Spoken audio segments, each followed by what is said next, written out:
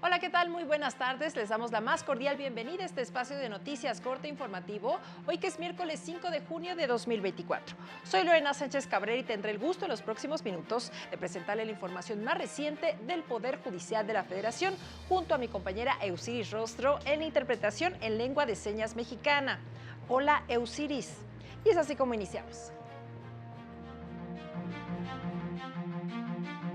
Violencia familiar o de género afecta el desarrollo de los infantes. Quienes tienden a normalizarla, determinó la primera sala. Disposición de la ley del ISSSTE que establece un orden de prelación para otorgar la pensión por viudez es discriminatoria. La Defensoría Pública Federal ratifica su compromiso con la protección del derecho humano a un medio ambiente sano. Vamos con la información. La Suprema Corte publicó la sentencia del Pleno en la acción de inconstitucionalidad 138/2022, en la que invalidó el artículo 2 de la Ley para prevenir la tortura del Estado de San Luis Potosí, artículo en el que definió lo que debe entenderse por tortura, para lo cual remite al artículo 329 del Código Penal local, que fue derogado por el Congreso del Estado en junio de 2023. El Pleno explicó que el legislador local invadió la facultad exclusiva del Congreso de la Unión para expedir la ley general que establezca los tipos penales y sus sanciones en materia de tortura y otros tratos o penas crueles, inhumanas o degradantes, prevista en el artículo 73, fracción 21ª, inciso A de la Constitución General. Por tratarse de materia penal, los efectos se surtirán de manera retroactiva al 10 de septiembre de 2022, fecha en la que entró en vigor dicha disposición, y los procesos penales iniciados con la norma invalidada deberán reponerse y procesarse conforme a la Ley General en materia de tortura. La primera sala de la Corte estableció que las niñas, niños y adolescentes pueden ser víctimas de violencia de género o familiar sin que sea necesario que se ejerza directamente en su contra. Argumentó que las acciones de las personas adultas que conviven en un mismo núcleo familiar tienen una influencia primordial en el crecimiento de los infantes.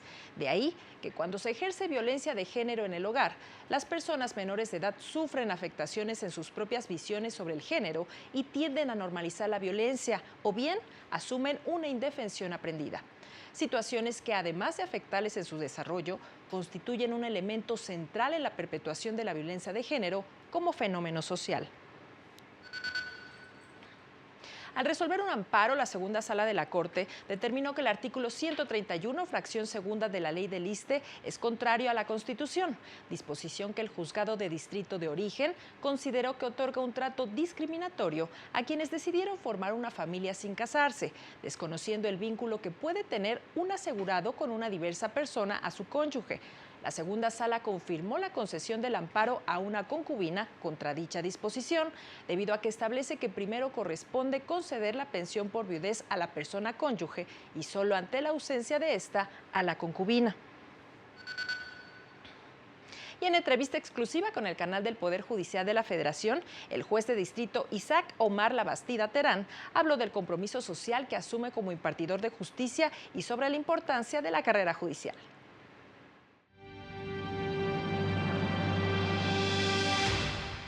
Me visualizo en un México que necesita justicia, que necesita a las mejores juzgadoras y juzgadores.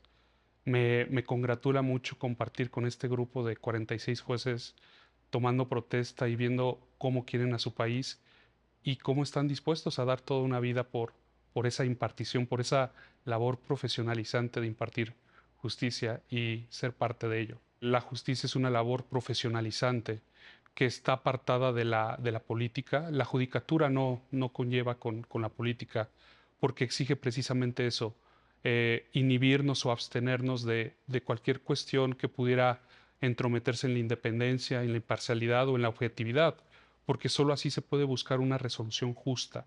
Justa en la medida de que pues, la gente está en espera de que el derecho aspira a tener una sociedad cada vez más igualitaria, ¿no? La labor profesionalizante exige una capacitación constante, exige parámetros objetivos para evaluar a las mejores personas.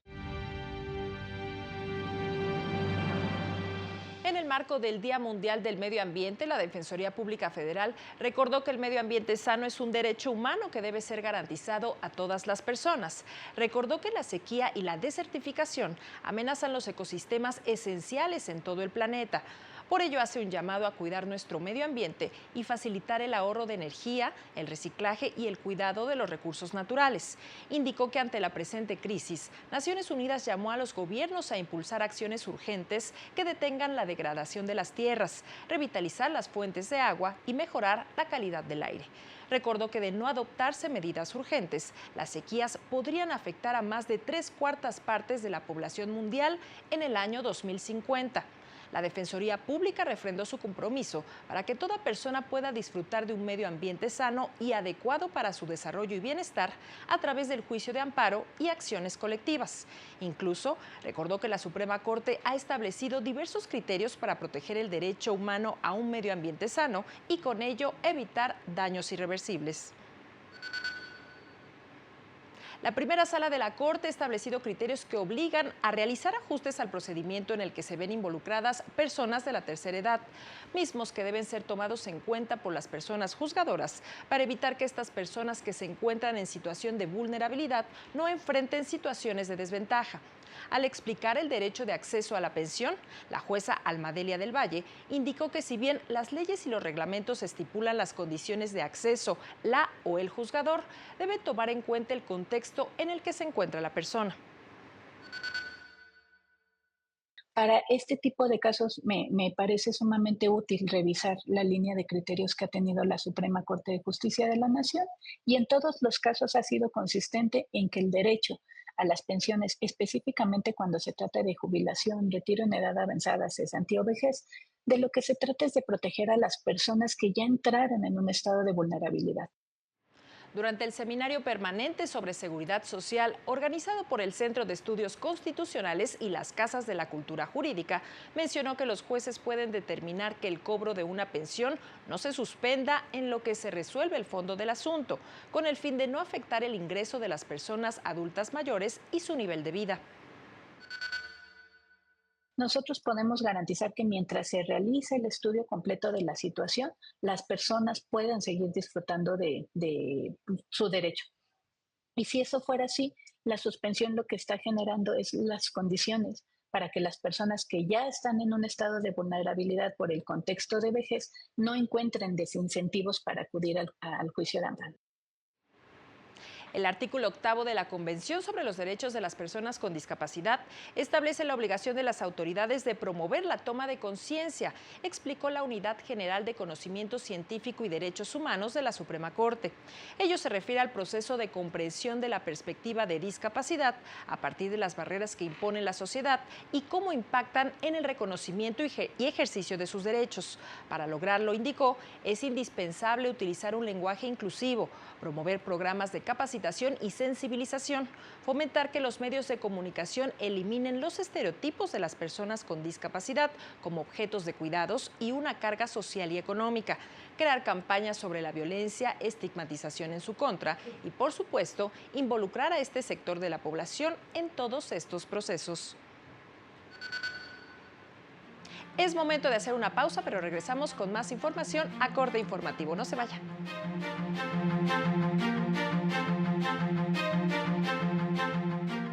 Al regresar, el Poder Judicial Federal no actúa bajo consigna ni renuncia a su autonomía e independencia.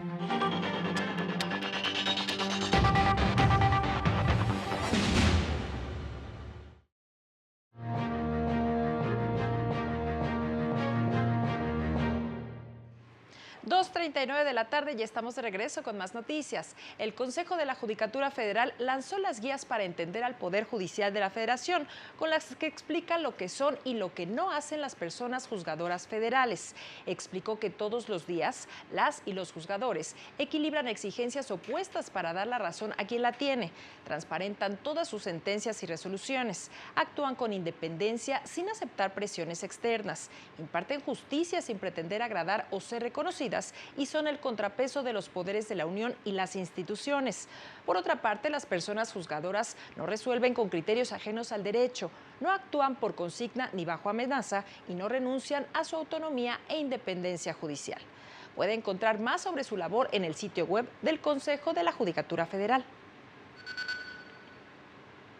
La Sala Regional Ciudad de México determinó que carece de competencia para conocer de la demanda interpuesta por una capacitadora asistente del Tribunal Electoral Capitalino debido a la rescisión de su contrato. Lo anterior, pues el asunto no pertenece a la materia electoral, ya que no se trata de una autoridad electa por voto popular, por lo que regresó el asunto al Tribunal Electoral local. Esta sala regional carece de competencia para conocer la demanda presentada por la parte actora, toda vez que está relacionada con temas de carácter laboral o civil. En otras noticias, la Escuela Judicial Electoral puso a disposición el Manual de Justicia Electoral, una herramienta editorial para comprender los medios de impugnación en esta materia, con información sobre su devenir histórico, sus reglas, principios, criterios y particularidades procesales. En sus páginas encontrará cómo funcionan los recursos de revisión, apelación y reconsideración, los procedimientos sancionadores y los distintos juicios, como el de inconformidad, para la protección de los derechos político-electorales de la ciudadanía, de revisión constitucional electoral y, más recientemente, el juicio en línea que resuelven la Sala Superior y las salas regionales del Tribunal Electoral. Puede encontrarlo de manera gratuita en el sitio web del Tribunal Electoral y en la red de bibliotecas de la Suprema Corte en todo el país.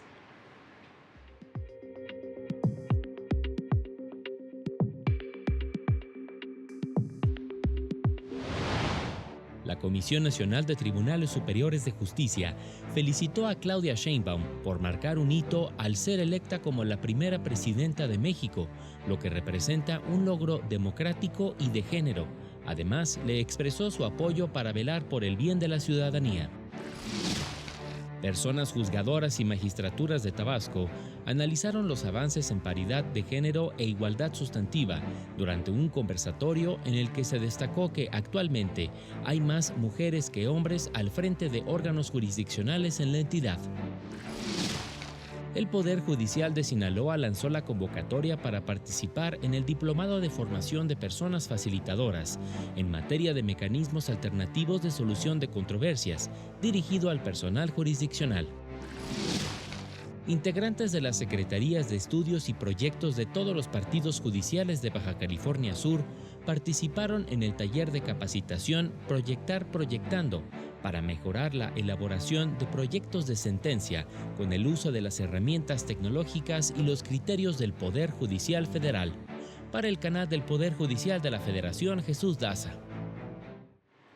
La Escuela Federal de Formación Judicial llevará a cabo 2 ciclos de conferencias para personas servidoras públicas y público en general. El primero de ellos, del 17 al 20 de junio, se enfocará en los derechos humanos a través del tiempo de vida de una persona, el cual ayudará a identificar las características específicas en el ejercicio de los derechos humanos con base en la edad de las personas, a fin de maximizar su disfrute a través de las sentencias.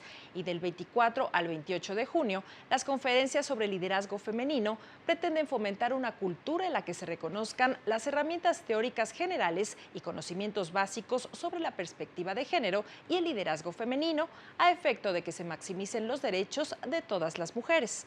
Puede registrarse de manera gratuita en el sitio web de la Escuela Judicial. Y como parte de su campaña Mujeres que hicieron historia, el Consejo de la Judicatura Federal destacó la trayectoria de María Cristina Salmorán de Tamayo, primera mujer en ser presidenta de la Junta Federal de Conciliación y Arbitraje y la primera ministra de la Suprema Corte de Justicia de la Nación. Nació en Oaxaca en 1918, estudió en la Escuela Nacional de Jurisprudencia y obtuvo un doctorado en la UNAM, tras lo cual desempeñó una prolífica carrera en la impartición de justicia. En 1984 presidió varias sesiones del Pleno de la Corte con carácter de decana. Como integrante del máximo tribunal, contribuyó con sus resoluciones a la paz social y al establecimiento de la independencia judicial como la base de la división y el respeto entre los poderes de la Unión. Y antes de despedirnos, le damos a conocer que este miércoles iniciaron los cómputos oficiales de la elección federal en los 300 distritos electorales. El Consejo General del INE dio a conocer que se realizará un nuevo recuento de votos en el 67.3% de paquetes de la elección presidencial, 70.37% para diputaciones y 70.73% para senadurías. Lo anterior porque se detectaron algunas inconsistencias en las actas de escrutinio y cómputo. La sesión en las juntas distritales es permanente. En el caso de la sesión del Consejo General del INE, se decretó un receso y se anunció su reanudación el próximo viernes 7 de junio a las 12 del día. Y es así como llegamos al final de este espacio de noticias, como siempre agradeciendo su compañía e invitándole a mantenerse aquí en la señal del canal del Poder Judicial de la Federación. Siga a las 19:30 horas nuestro avance informativo y a las 20:30 el noticiario nocturno. Soy Lorena Sánchez Cabrera y a nombre de todo este equipo le deseamos que tenga una excelente tarde. Hasta pronto.